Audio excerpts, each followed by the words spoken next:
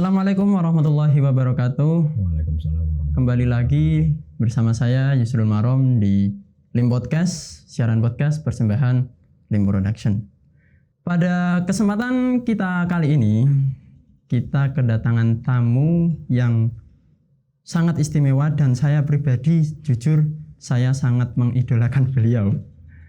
Pernah ngaos di pengajiannya beliau, yakni Bapak Abdullah Anas. Assalamualaikum Bapak Abdullah Anas. Waalaikumsalam warahmatullahi wabarakatuh. Sugeng dalu Pak. Nggih. Kami lejengan ya Pak. Nggih. Alhamdulillah sehat. Menu puasa hari ini apa Pak? Seadanya saja. Seadanya saja. Pola tetap ada atau enggak Pak?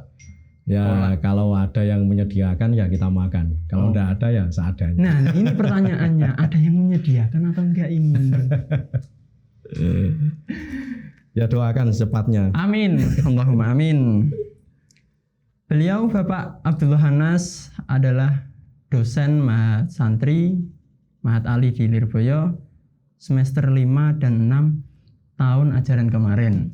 Nah, untuk ajaran kedepannya Pak, ini panjenengan semoga tetap masih ikut ya Pak ya. Amin. Semoga masih bisa khidmat di Pondok Lirboyo ini. Amin. Dan seperti biasanya di Lirboyo itu kan di Mahat Ali jenjang akhir itu ada yang namanya buku kenang-kenangan dari tamatan ya Pak ya. Iya. Dan di tengah kita hadir 3 buku. Aslinya 4 ya Pak ya. Aslinya 5. Oh malahan aslinya 5. Kalau dari MHM Pondok Indo itu 3. Cuma yang belum jadi 1. Kalau di Unit HM Tamatan Gazanesia HM itu ada 2. Ada 2. Tapi yang jadi juga masih 1. Insya Allah yang 2 masih menyusul di awal tahun besok. Insya Allah cetak. Wah, amin. Banyak ini Pak ya kenang-kenangan dari kakak Gaza. Iya. Ya. Saya ngundangnya kakak, soalnya saya adik kelas. Beliau tamatan mustahik 2022. Nah, awal mondok panjenengan Pak, itu di tahun berapa? Awal mondok saya tahun 2003. 2003 sampai sekarang 2022 sudah 19 tahun. Nggih, 19 tahun. Mondok yang sangat panjang bagi saya Pak itu. Pengalaman waktu mondok Pak? Ya saya awal di mondok itu masuk kelas 4. Kalau dulu kelas 4, kalau sekarang kelas 1 sanawi. Itu lulus MTS atau lulus SMA Pak itu? Kalau saya dulu lulus SD, kemudian sempet masuk sanawi cuma nggak nerus, akhirnya saya disuruh mondok. Sampai sekarang itu masih mondok Pak, sampai ya? Sekarang. Sampai sekarang masih mondok. Nah ini sekaligus saya sedikit tanya karena curhatan saya sendiri Pak. Panjenengan di waktu siswa dulu pernah didorong oleh orang tua untuk ikut-ikut LBM atau Basul Masail atau enggak Pak? Kalau saya dulu mondok itu tidak pernah diarahkan untuk menjadi orang yang ahli Basul Masail atau ahli penulis, enggak. Cuma ketika saya di pondok itu karena memang melihat senior-senior itu mereka itu melakukan Basul Masail secara istiqomah dan saya pandang kok tertarik kok enak rasanya. Maksudnya kok ada istilahnya itu semacam kesemangatan lah.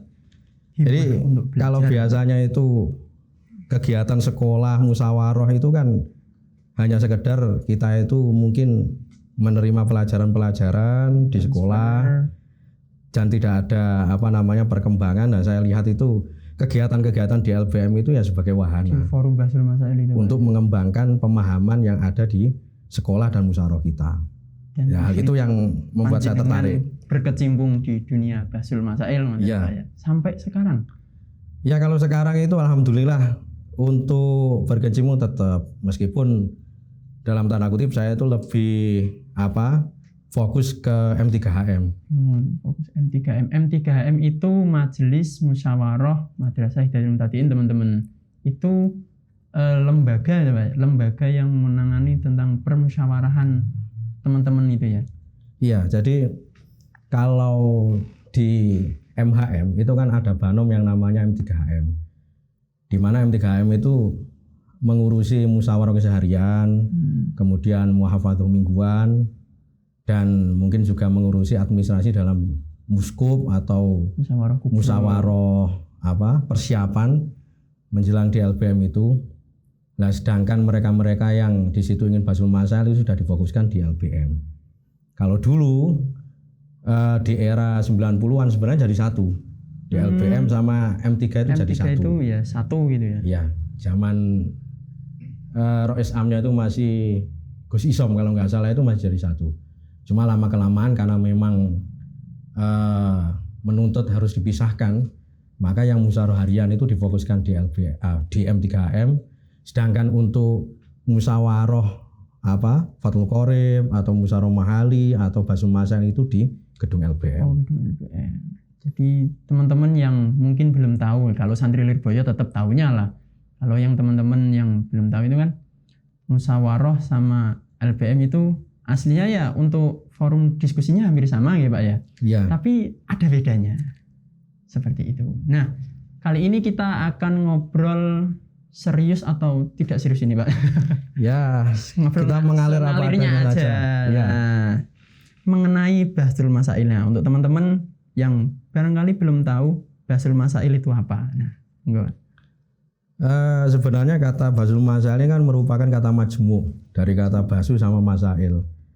Secara harfiah berarti diartikan basu pembahasan, kalau masail itu ya jamak dari masalah. Berarti secara harfiah diartikan membahas beberapa masalah. Tapi secara istilah Basul Masail itu diartikan sebuah forum diskusi yang berisikan pembahasan-pembahasan masalah kekinian dengan jawaban yang referensinya itu di dalam Kutubus Salaf atau Kutubul Mutabaroh. Itu kajian fikih Pak ya? Atau hanya? Ya pada dasarnya Basul Masail itu tidak harus fikih, tapi mayoritasnya yang ditanyakan atau yang dibahas itu ya masalah-masalah fikhiyah. Dan itu jalan metode forum diskusinya itu seperti apa Pak? Apa kayak itu loh, mungkin seminar itu diterangkan satu narator dulu, kemudian ada pemantik untuk pemancing diskusi, atau bagaimana Pak? Kalau Basul Masail yang jelas beda dengan seminar. Oh, beda. Dalam Basul Masail itu ada mubahisin, ada moderator untuk memandu acara Basul Masail ini. Kemudian juga ada perumus sama musokheh. Perumus itu untuk mengarahkan atau merumuskan jawaban, sedangkan musokheh itu untuk mentaskeh jawaban. Sementara kalau seminar biasanya kan tutor atau sekarang itu istilahnya tuh kind of speaker itu ya. Kemudian yang lain itu tinggal mendengarkan dan bertanya. Nah, untuk Basul Masail sendiri itu di pesantren ini sistemnya itu juga dengan moderator itu membacakan soal. Biasanya juga ada tim notulennya juga ya. Kemudian membuka pertanyaan pertanyaan soal, dan baru kemudian mengarahkan atau mungkin membuka term para jawaban itu untuk menjawab gitu. Ya. Dan situ kalau teman-teman merasakan itu ya di forum Basul Masail, jawaban sana sangkal sini, sangkal sana sangkal sini itu Pak ya. Luar biasa betul. Dan perlu diketahui bahwasanya ciri khas dari Basul Masail itu adalah iktirad dan itidad. Jadi kalau bisa saya jelaskan mungkin ya, Basul Masail di sini kan ada Basul Masail itu yang biasanya dilakukan di pesantren, ada Basul Masail itu yang dilakukan di lembaga-lembaga NU, mulai dari MBC sampai PBNU. Nah, dari keduanya itu pada dasarnya sama, cuma yang membedakan mungkin porsi itirad dan itidotnya. Porsi itu sangkalan dan menyanggah sangkalan. Dan menyanggah sangkalan, mempertahankan jawaban itu ya. Kalau di pesantren itu karena memang yang ikut basu rata-rata ya masih siswa, mereka juga butuh pembelajaran dalam menyampaikan argumen, kemudian menyangkal dan menyanggah sangkalan. Akhirnya yang dipertajam itu adalah analisa uraian jawaban. Sehingga mungkin pembahasannya itu relatif lama. Sehingga ketika sampean tahu suasana Basul Masail di pesantren itu rata-rata lama. Satu pertanyaan bisa diselesaikan dalam waktu berjam-jam. 6 jam pernah itu. Ya. Di angkatan saya itu pernah sampai subuh itu Pak. Ya itu karena memang targetnya itu ya supaya anak-anak atau teman-teman itu bisa melatih kekritisan. Ya, melatih analisa di dalam menjawab sebuah pertanyaan. Tapi kalau Basul Masail di NU itu lebih kuat ke arah itidot. Dalam artian menampung aspirasi jawaban. Untuk masalah rumusan itu sudah diserahkan kepada perumus atau pentasyeh yang ada. Jadi porsi untuk debatan sama porsi untuk sangkal dan menyangkal sangkalan itu relatif sedikit. Oh, malah relatif sedikit di tubuh NU. Nah, sebelum mungkin berlanjut ke metode-metode itu, Pak, berasal dari tradisi mana sih, Pak, Basul Masail itu? Mungkin menilik ke sejarah dulu itu. Ya kalau kita bicara sejarah, setahu saya, ini saya baca di dalam arsip Ahkamul Fuqaha itu sama arsip-arsip yang ada dulu ketika pelatihan Basul Masail ini, setahu saya bahwa sebenarnya Basul Masail itu embrionya itu sudah ada semenjak generasi dahulu. Cuma namanya mungkin beda dengan istilah sekarang. Seperti di zaman sebelum NU itu berdiri. Itu ulama-ulama Jawa yang berada di Makkah sana itu mempunyai sistem diskusi atau forum diskusi namanya halaqah. Nah, dari halaqah di situ akhirnya mereka ini merumuskan jawaban yang dituangkan dalam satu kitab. Nah, itu ada arsip kitabnya itu namanya Samratul Raudhah. Mungkin itu salah satu hasil Basul Masail yang hitungannya paling tua. Itu. Tanya jawab dalam sebuah buku waktu dulu. Nah, Basul Masail ini juga ada di zaman sebelum NU itu ada di sini. Jadi ketika mereka itu alumni Makkah itu sudah pulang, mereka mendirikan madrasah, mendirikan pesantren, akhirnya mereka itu juga menularkan sistem diskusi yang mereka serap di Makkah sana. Di situ ada istilah halaqah seperti yang saya jelaskan tadi.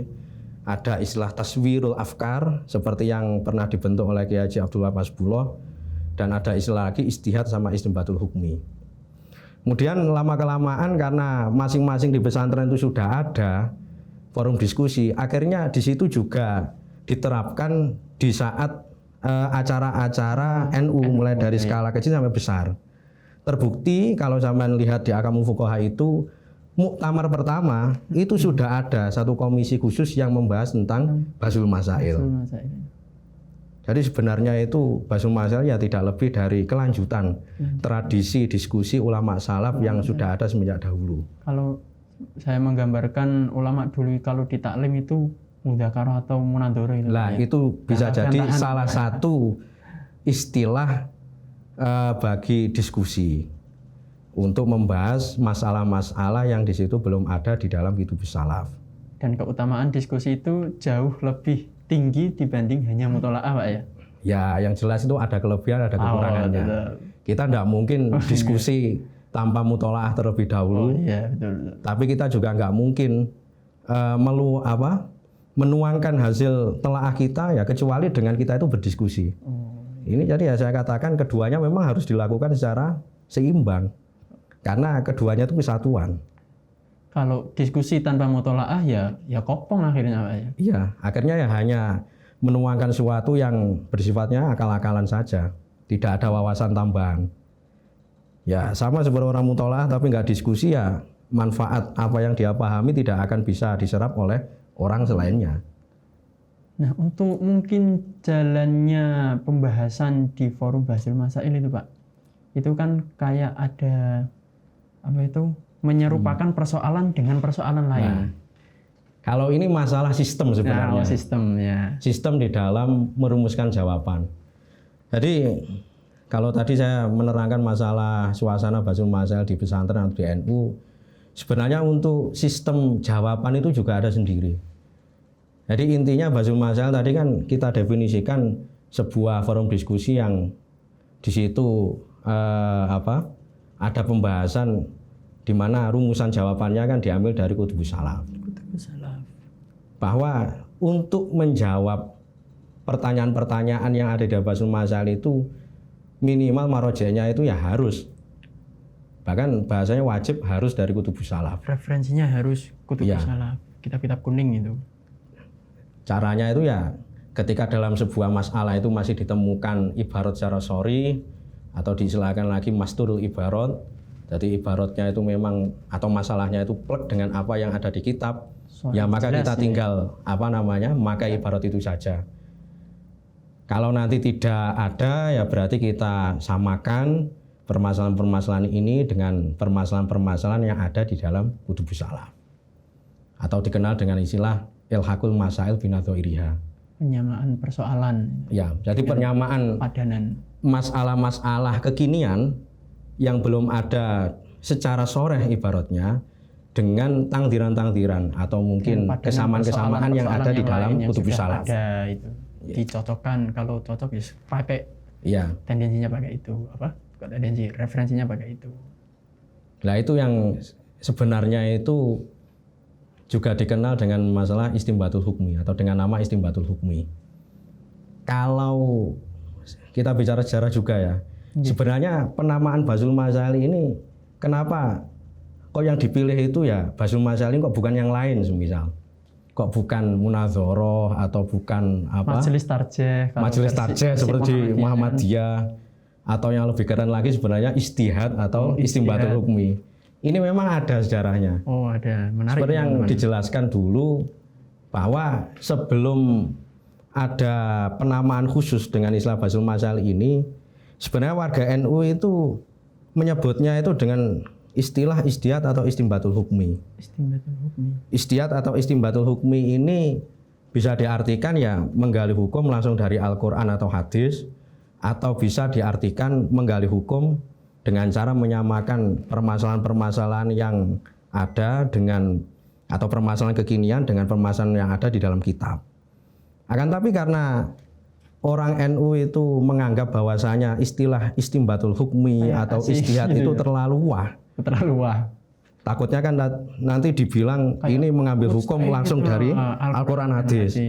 Sehingga dipilihlah istilah Basul Masail. Dulu kalau nggak salah di arsip itu yang mungkin mematenkan diantaranya Kiai Sahal. Jadi Kiai Sahal itu lebih condong kepada istilah Basul Masail karena istilah ini lebih mematenkan secara makna. Kalau kita pakai istilah istihad sama istimbat itu kan masih multitafsir. Ada yang mengartikan mengambil hukum langsung dari Al-Quran hadis, ada yang mengartikan mengambil hukum dari kitab atau menyamakan permasalahan di dalam kitab. Nah, sehingga ini terkesan wah atau terkesan glamor sehingga yaitu dipilih istilah Basul Masail. Lebih merakyat itu. Ya, lebih istilahnya itu familiar. Lebih familiar. Basul Masail pembahasan masalah simpel gitu Pak. Nah, itu mungkin dari sistemnya Pak. Nah, dalam jawaban tentu tas-tus ngoten Pak ya. Tentunya pengambilan keputusan itu harus tetap ada Pak ya. Ya, untuk perumusan itu pada dasarnya seperti yang saya katakan tadi bahwa kita di dalam menjawab hukum itu sifatnya menggunakan ibarat-ibarat yang sorry. Kalau tidak ada ibarat yang sorry,